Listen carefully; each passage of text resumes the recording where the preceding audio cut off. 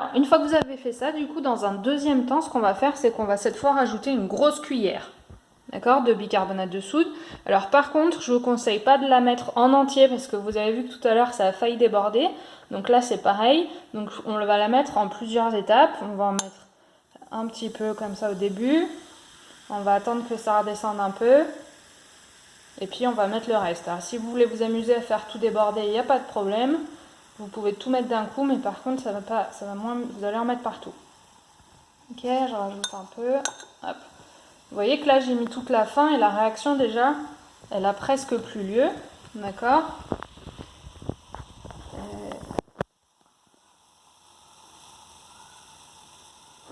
Donc pareil, je vais agiter un petit peu pour aider.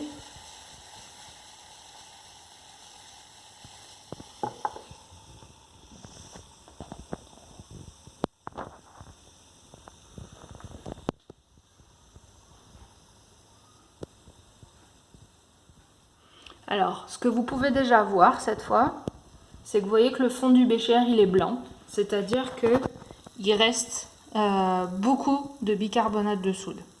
D'accord ? Donc là, je continue à agiter, la réaction a encore un peu lieu, mais beaucoup moins que tout à l'heure, vous voyez. Et donc il reste du bicarbonate de soude qui ne réagit pas. Et alors si vous sentez le bécher maintenant, vous allez sentir qu'il ne sent plus l'odeur du vinaigre. Donc ça veut dire qu'il n'y a plus d'acide éthanoïque. D'accord ? Donc tout à l'heure, quand on avait mis un petit peu de bicarbonate de soude et beaucoup de vinaigre, à la fin de la réaction, il n'y avait plus de carbonate de soude et il y avait toujours l'odeur à vinaigre. Et maintenant qu'on a rajouté beaucoup plus de carbonate de soude, il reste du carbonate de soude à la fin, mais on ne sent plus l'odeur du vinaigre, caractéristique de la présence d'acide éthanoïque.